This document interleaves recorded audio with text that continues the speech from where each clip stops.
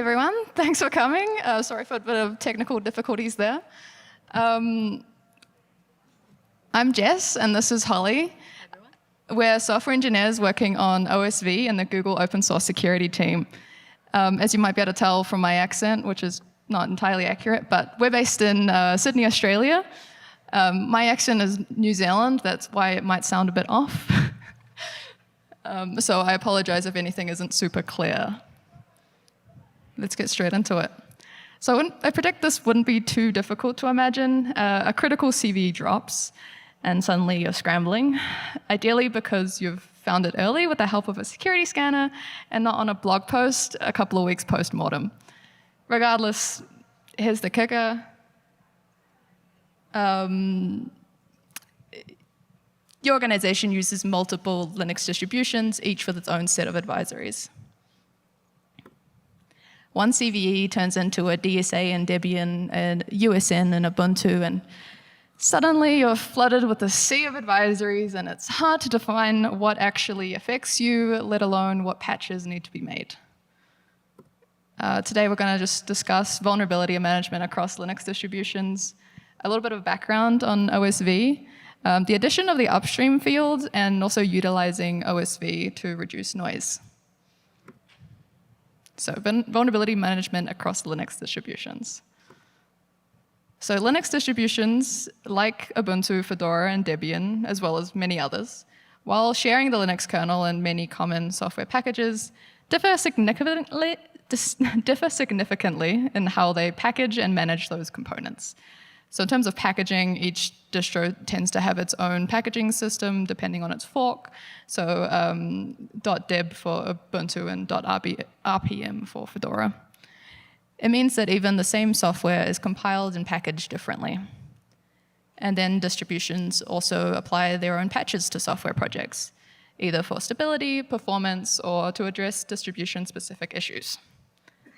And then they all tend to have different default configurations and dependencies between distributions. Which is all to say that the same vulnerability can manifest differently in each distribution. The vulnerable code might be in a slightly different location, or the distribution's patches might alter the way that the vulnerability is triggered. If we just briefly walk through a very simplified flowchart of a CVE that affects a Linux distribution, I will say that this is extremely simplified, and there is about 1 million more steps to this, but at a very high level, a vulnerability is found, great. Whoever found it goes and reports it correctly, and a CVE is published. So for a bit of a background on what CVE is, it stands for Common Vulnerabilities and Exposures, and it's essentially a very loosely standardized description of a security flaw. It identifies the vulnerability, the affected software, the versions affected, and its potential impact. Sometimes. For a little more insight on how a CVE is published, when a CVE is found and reported, a CNA, or a CVE numbering authority, is in charge of issuing the CVE ID. And then each CNA has a specific defined scope of what they are responsible for publishing. And they have a reserved range of IDs set aside each year to allocate to vulnerabilities. It's one of the most common universal identifiers of a vulnerability, but it has some serious quality issues, as the standard isn't super strictly enforced. So you can have version numbers and descriptions, and then no real reference to where to find the product, which makes it really super unfriendly for machine readability and therefore scanning. So a CVE is published. Then some distros might publish a distribution-specific tracker if they believe that they might be affected by the dependency or a vulnerability. These aren't the same as the original CVE, as they tend to provide a bit more information about how it affects their distribution specifically. So if we look at Ubuntu, they maintain their own CVE tracker to assess and prioritize vulnerabilities that might affect their systems. While the NVD, or National Vulnerability Database, assigns a CVSS score to each vulnerability that indicates its potential severity, Ubuntu independently evaluates how much a particular vulnerability actually impacts their specific environment, which is to say you are essentially getting free triaging whenever they patch this. So This means that a CVE deemed highly critical by the NVD, as you can see in the screenshot, might be assigned a much lower priority score by Ubuntu, and effectively weeding out vulnerabilities that don't significantly affect their users. So from the tracker, some distributions might publish a fix and also an advisory to notify their users that there is a fix available. As we talked about before, these advisories only discuss how the vulnerability has been addressed in their specific distribution or ecosystem. Again, with Ubuntu, they have what's known as a Ubuntu Security Notice, or a USN. When Ubuntu's security team becomes aware of a CVE, they develop and test patches for the affected packages in all supported Ubuntu releases. Once the patches are ready, they are released through the Ubuntu repositories and a USN is published. This USN provides information about the affected packages, the severity of the vulnerabilities, and instructions for updating the system. And then, because they package their software in their own way, the patches provided in a USN are for Ubuntu-specific versions, and is why you can't apply that same patch from an Ubuntu fix to a Fedora project, even if they both patch the same CVE. And some of the interesting notes here is that a single USN might address multiple CVEs. And conversely, a single CVE might be addressed by multiple USNs if it affects different packages or Ubuntu releases. I will say that some of the caveats with this very simple diagram is that sometimes if the security team of a distro are the ones to find the vulnerability, they might actually create the patch before issuing the CVE, but it's a long and complicated process so we're just going to stick to this naive graph. Regardless, this is all to say, it's a lot less like this and a little bit more like this, which doesn't necessarily clear things up, but we have now divided it down to distros and kind of portioned them into their own little sections. And we also have this intermediary to kind of decide which advisories are actually fixed by distribution. So we're able to point at that it's specifically addressing this Ubuntu CVE tracker rather than the full CVE. But what do we do with this information? There's all these advisories out on the internet. In the real world, you don't just have one vulnerability to deal with, you sometimes have hundreds. And having this information split across multiple home databases and advisory types is just not very easy to manage. So before we go into how we have dealt with these issues, let's give you a bit of background on OSV and kind of our mission and current infrastructure. There are three main pieces to the OSV puzzle. There's the schema, the database, and the scanner. So the open source vulnerability schema, or OSV schema, is a minimal JSON schema created and then donated to OpenSSF to describe known vulnerabilities in open source packages. And as you can see, its entire structure fits on a single slide. It's very selective in which fields are added, so we can maintain a high level of quality and always be backwards compatible. We don't really want to fall into the same issue that CVE program has. And the schema was started about 4 years ago and has since seen adoption from most major language ecosystems and open source vulnerability database, as well as Linux distributions.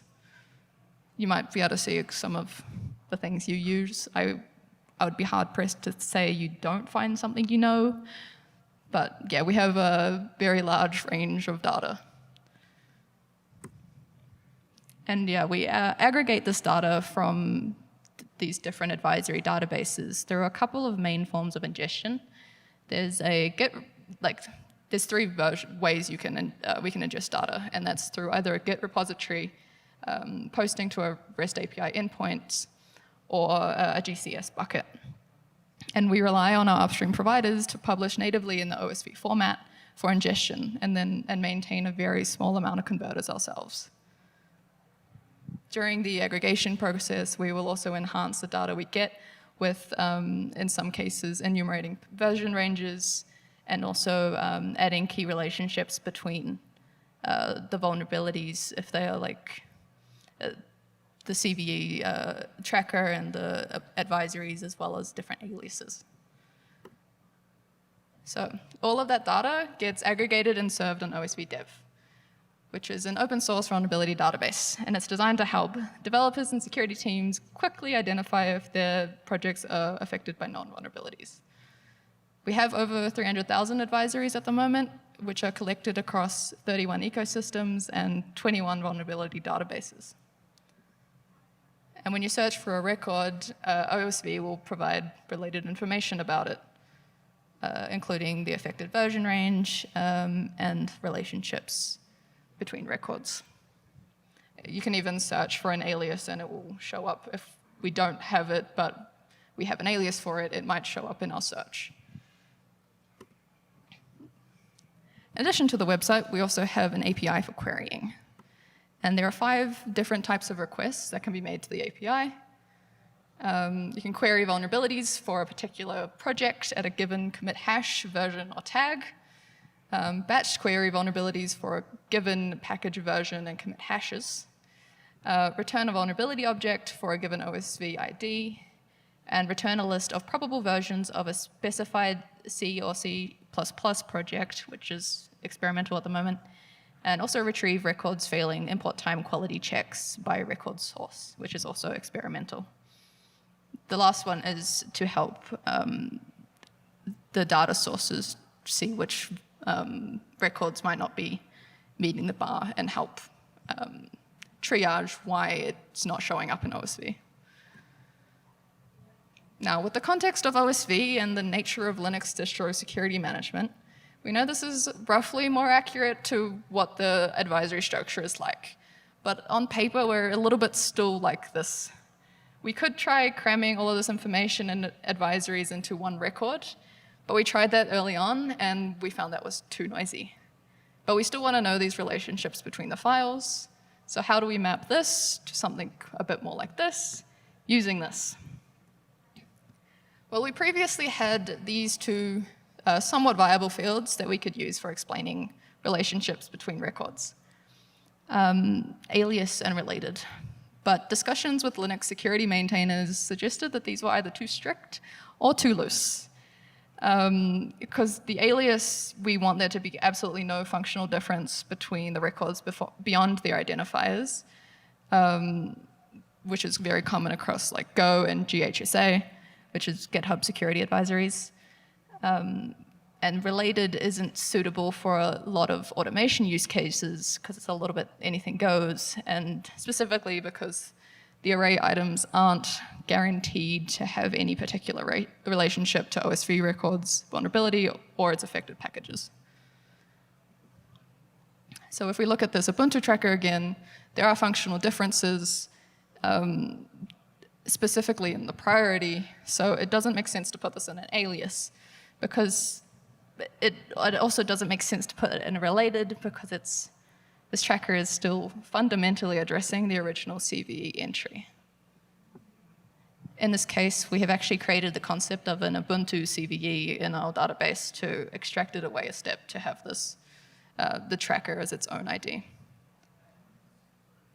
If we look at this example of what would have a valid alias is this Go vulnerability entry, where you can see the CVE ID and also the Bitnami one, which I think there are no functional differences between these. So to solve all that, we decided to add the upstream field late last year, and we implemented it into OSV early this year. This field was added to explicitly define relationships between advisories. From a tracker or a USN, the upstream field can point at the upstream CVE, and we can derive the relationships between them. This is supposed to a lot more clearly show what CVEs are addressed by certain advisories or trackers. On the front end, that looks like this currently, where it points to the CVEs that it's addressing. This is a DLA, which is Debian's like long support advisory. But then on a CVE, it's a lot more, this is only on the front end where it will display the downstream, but it just shows the relationship to be able to easily navigate what's actually relevant.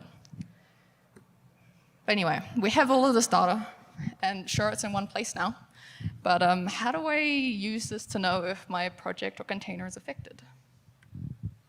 So yeah, how should we use OSV to help us navigate the sea of CVEs? With querying capabilities, you can build your own tools on top of it. As a part of this ecosystem, OSV has created two first-party open-source toolings, OSV-Scanner and OSV-Scanner. OSV-Scanner functions as a library providing core software composition analysis, allowing you to develop your own solutions. For more immediate use, OSV-Scanner provides most of Scanner's features as a convenient command line tool. To understand how to best utilize OSV data, let's first understand how OSV-Scanner works. OSV-Scanner supports both vulnerability scanning and remediation through its scan and fix commands. Here we will focus specifically on its scanning capabilities, which include both project and container image scanning. Let's look at an example of project scanning. Imagine we recursively scan a directory containing a cargo project. Here's what we get. Thanks to our aggregated database, OSV pulls together vulnerability details from various advisories. By grouping related analysis, we can reduce the vulnerability count and speed up engineering triage. In this example, you will see we only have 3 distinct vulnerabilities in your dependencies. And importantly, one of them is actually uncalled, meaning you can pretty much ignore that particular one for now. For ecosystems like Rust and Go, we provide function-level reachability analysis. This means a vulnerability is only marked as called or reachable if the exact affected function is being invoked in your project. This significantly reduces noise and helps you focus on what truly matters. However, this powerful analysis relies on vulnerability advisories, providing highly specific function information.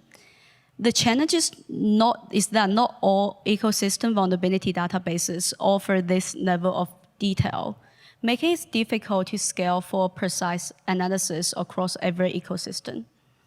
We'll dive deeper into reachability later and discuss our plans to address this for ecosystems that lack this fine-grained affected function information. So now let's look at an example of running container image scanning. It is also very simple to run, just use the scan image command. It will run Docker pull for you to fetch this image if it doesn't exist in your disk. OSV provides multiple output formats, such as table output, vertical output, JSON output, and also an HTML output. The HTML output gives us the most actionable report for container scanning. So let's see an example of running OSV-Scanner on a 1-month-old Ubuntu image. Here's what you get: a clear overview of total vulnerabilities found, along with detailed base image and image layer information. You can quickly filter vulnerabilities by each layer or by type. Instead of overwhelming you with a sea of individual vulnerabilities, OSV presents container scanning results in a package-centric view. We move beyond the traditional vulnerability-centric approach to give you a more actionable result. This new format also provides layer tracing information for each package, which helps users quickly remediate. You might notice that OSV reports a large number of vulnerabilities found in that Ubuntu image. In fact, it's not just us. An overwhelming number of vulnerabilities is a common issue with container scanning. If we scan the same image with other scanners, here's what you will see. You will quickly notice that the number of vulnerabilities reported differs significantly across scanners. And here's a crucial takeaway. A greater number doesn't automatically mean better. Each scanner has its own methodology and priorities when it comes to identifying and reporting vulnerabilities. Therefore, even though they all report differently, no one is actually wrong here. So let's focus on understanding why there is always such an overwhelming number of vulnerabilities being found from container scanning. And if there are any ways we can to reduce some of the noise. Let's dive deeper into why this happens. One obvious reason is that now we're scanning the entire operating system files within the container. Often the majority vulnerabilities originate from these OS packages, or operating system packages. You might have installed numerous dependencies during the Docker build stage, but never cleaned them up afterwards. This means they persist in your Docker container even if you will never use them again. Consequently, vulnerabilities associated with these unused packages will still be reported. And even though they may not actually affect your application, but they will still be reported. It's also worth noting that some scanners still reporting vulnerabilities from the Linux kernel. However, a Docker container doesn't utilize the Linux kernel packages from its base image. Instead, it uses the host kernel. That means kernel vulnerabilities reported from the Docker image are largely irrelevant to users. Secondly, some scanners do not utilize Linux distro security advisories or still matching vulnerabilities based on the source version. Consider this example. If you have a Python 3 Django package installed on Debian 11 via Debian package management, the version you've installed is a Debian patched version, not necessarily the exact official 2228 Django release. If a scanner attempts to match this purely against the source CVE list based on the source version number, it would wrongly flag it as vulnerable. The Debian patched version you've installed might have already fixed such vulnerability. So in this scenario, matching against the source version doesn't make any sense. The better approach here is to use the installed Debian patched version to match against the Debian security tracker or Debian advisory data. This way, you get an accurate picture of what's truly vulnerable in your Debian environment. Here's another thing. As we mentioned earlier, distributions like Ubuntu and Debian maintain their own security tracker. If a vulnerability isn't generally exploitable within their environment, they will assign a priority, urgency, or other tags to indicate this. This allows engineers to deprioritize fixing these unimportant vulnerabilities. However, if scanners don't check these security trackers and instead flag everything as critical, engineers are then forced to manually investigate each finding to determine its true importance. This creates unnecessary work and can lead to false positives. On the language package side, we also observed a significant number of irrelevant vulnerabilities be reported. For instance, you might only intend to run a Go binary from the entry point, but your Docker file system might somehow contain Python or Java build artifacts. Scanners will report all vulnerabilities found without distinguishing which ones are more important. Some scanners can even report vulnerabilities found in log files. Those log files are not executable, so the vulnerability they contain are not generally matter. This situation can be even worse if the scanner only lists vulnerability IDs without grouping them together by their source. This is what you'd get if scanners didn't provide any grouping or filtering help. You could be facing over 1,000 vulnerabilities with no clue where they were introduced in your Docker image. Another way scanners can significantly reduce noise is by supporting reachability analysis. As we all know, in modern software, not all code will actually be executed. Remember our discussion on function-level reachability analysis earlier? Sorry, For ecosystems that don't provide such fine-grained information, we use a coarser package level reachability analysis instead. Using jar or Java archives as an example, you might introduce some Java classes that are never actually called by your application. By identifying these unreachable class files, we can remove vulnerabilities found within them from the final report. Here's an overview of how we implemented this Java reachability analysis. The algorithm we use looked like this. First of all, we extracted the jar, and then we found the main entry point from the metadata manifest file, and then we start recursively enumerate class references in the class file's constant pool. We also do some special handling for things like dynamic class loading and dependency injection. I won't dive too deep here, but note that we account for those complexities. After we get a list of reachable class files, we will then map those reachable classes back to their Maven dependencies. This means we can then get a list of reachable dependencies.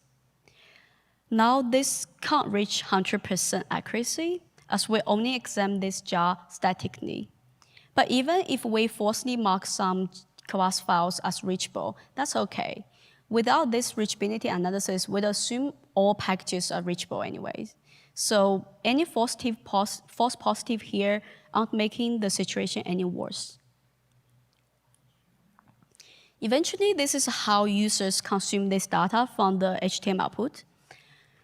When we perform a container image scan with jar files inside, the scanner found 170 vulnerabilities in total, but hid around 40 of them because the scanner was able to determine those as either unimportant or unreachable. In this example, users can potentially save about 20% of their time on vulnerability triage. And of course, there are many other challenges. For example, vulnerability matching can be complicated for a certain ecosystem, and each ecosystem has its own intricacies when performing a vulnerability scan. But beyond these factors, is there more we can do to reduce noise from scans? The answer is yes, if we use VEX for open source projects. A VEX statement is a form of a security advisory that indicates whether a product is affected by a known vulnerability. Here's an example of what VEX is. Let's say package C on the left is vulnerable to a CVE, and my application reaches package C via my direct dependencies A and B.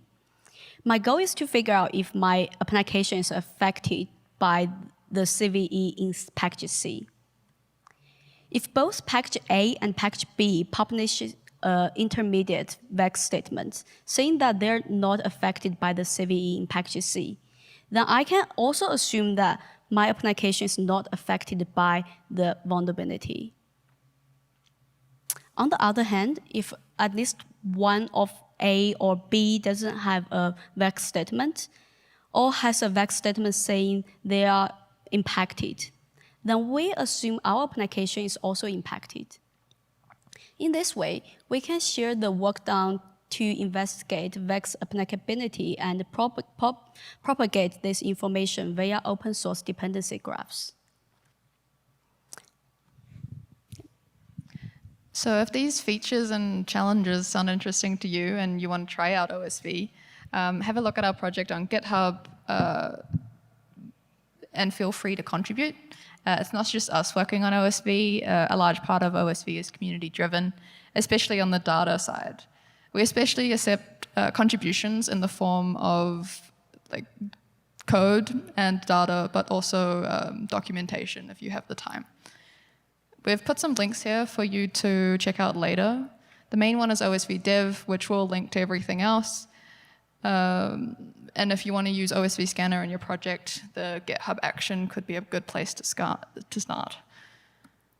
And if you want to, if you're a Linux distro or package manager and want to contribute data in the OSV format, we have released a bit of a guide to do that now. So thanks for listening. Do we have any questions?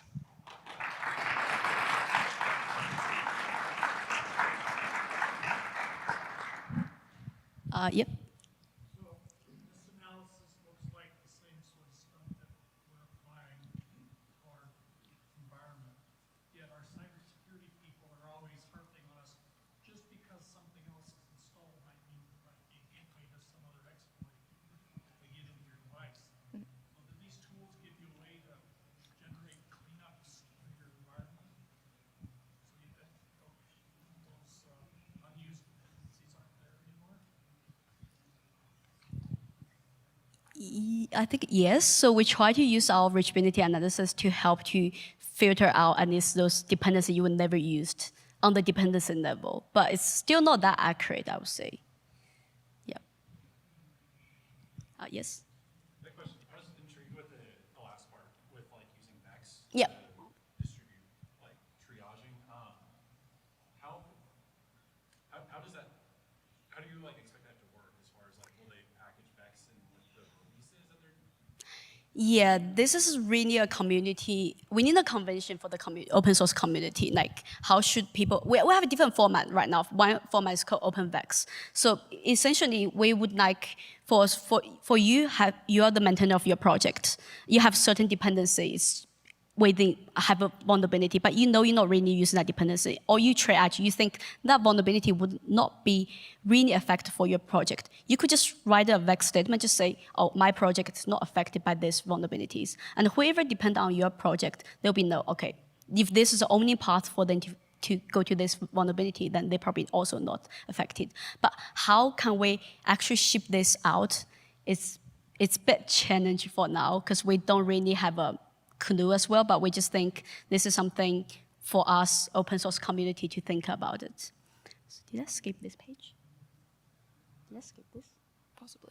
Oh, I think I probably skipped this. I'm so sorry. So how could this work for open source? So one way perhaps for package managers or project source version control to adopt a convention for storing a file which encodes these intermediate Vex files. Then users of the package can automatically discover and piece this together with their other intermediate Vex statements into their own dependency graphs.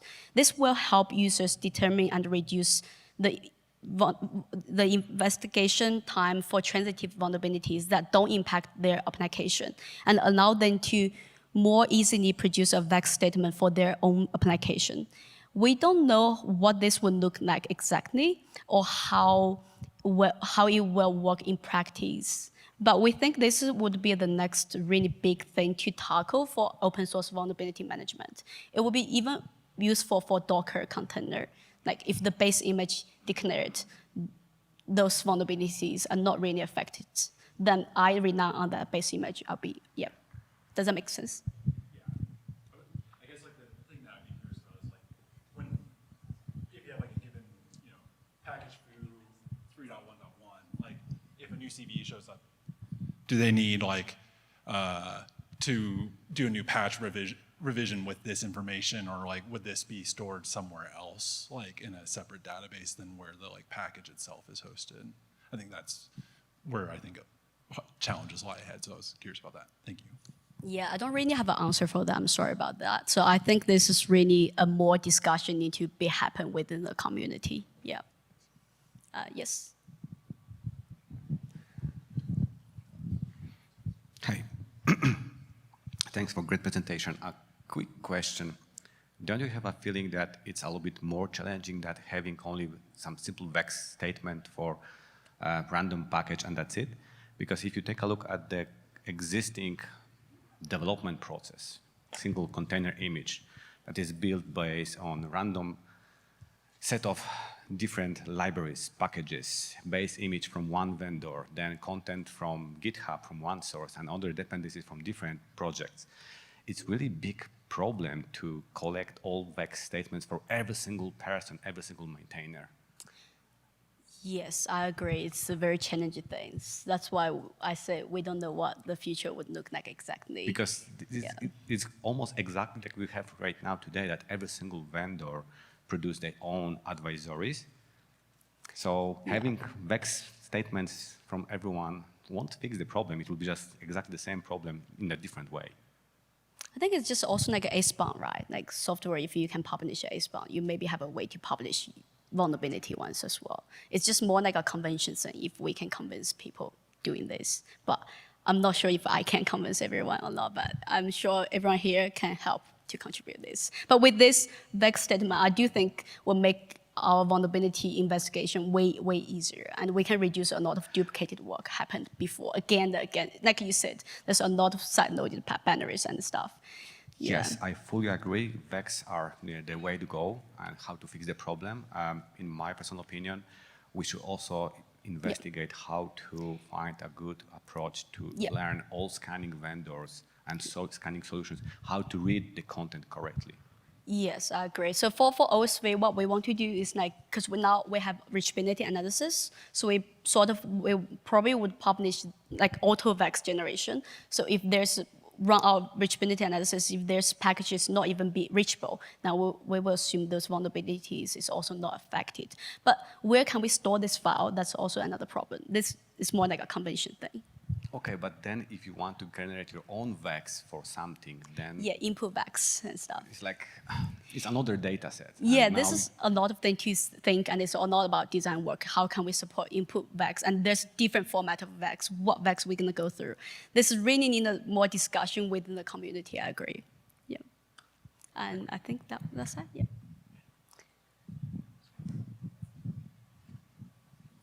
Okay, so about like discoverability of VEX statements, there is a standard that ECMA is working right now. It's the TEA, Transparency Exchange API, but this is just in the standards level. Like I think this is going to be submitted next year. That's what the current state of the art is. But coming back, regarding the VEX documents or the VEX documents that are being generated, is just providing the verdict. It's not providing the evidence on which the verdict is based on. Like, I say that it's not affected, I may have made a mistake.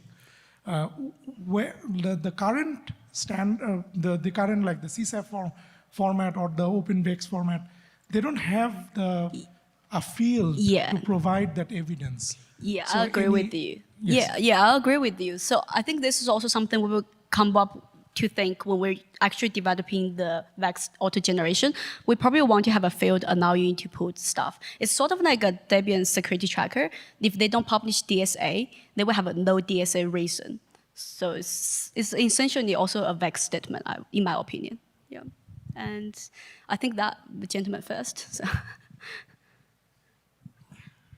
Great presentation. Thank you. Maybe it's not obvious from what you're showing here, but how does this work if you have multiple levels of dependencies?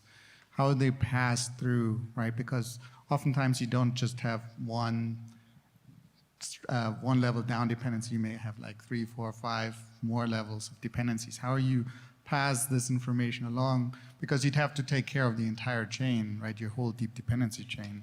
Yeah, so I think right now the VEX statement we're focusing is not affected. So in my own opinion, we haven't implemented this yet, but in my own opinions, like we can just check the direct dependencies because the direct dependency can carry the statement from the previously. I think that would be the easiest solution. But we haven't really implemented this. So you accumulate them basically.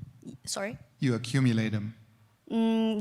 Sort of, yeah. I just carry the one step up. And Right. that's my opinion, but this is our solution for this year. So if you guys have a better suggestion, feel free to reach out to me after this as well. I'll take this in thing. The other question I would have is trustworthiness, right? So if I built my application, I trust these VEX data portions that come through.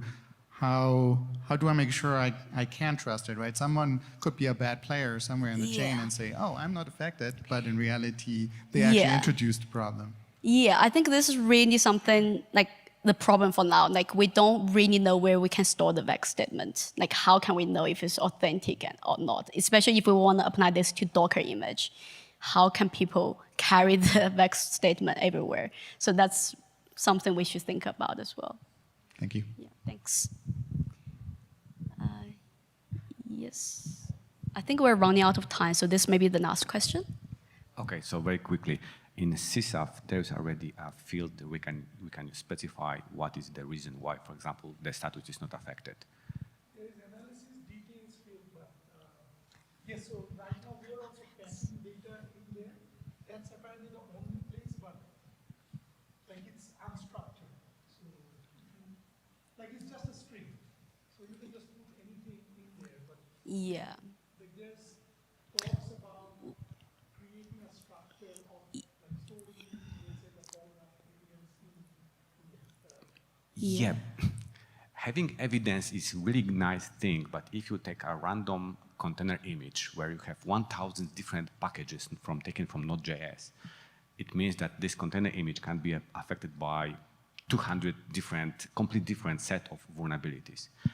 You are just reaching the time when you have to trust someone that, okay, someone did analysis, this is the status, this is the resolution, not affected because the vulnerable code is not used, and you have to just trust that, okay, this is the case.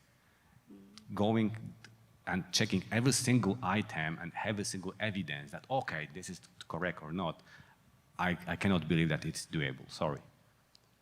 I would say you almost have the reverse issue with CVEs. There's not a ton of, like if you look at some of them, there's no like confirmation that this is actually an issue sometimes. Yeah. I'm currently like sifting through some Yeah. very bad data the with data CVEs. quality. So yeah, data Yeah. quality is always an issue. Yeah. But also, by the way, like if you check like OSV-Scanner, we recently want to publish the signals, which is like an enum version. We say if this one is unreachable or something, this potentially in the future we'll put inside of the rec statement. Instead of now you put a string, we'll probably put a predefined enum or something there. But yeah, but now we're focusing like generate for auto-vex generation, which is something we kind of sure about it. And that's all for our talk. Thanks everyone for coming.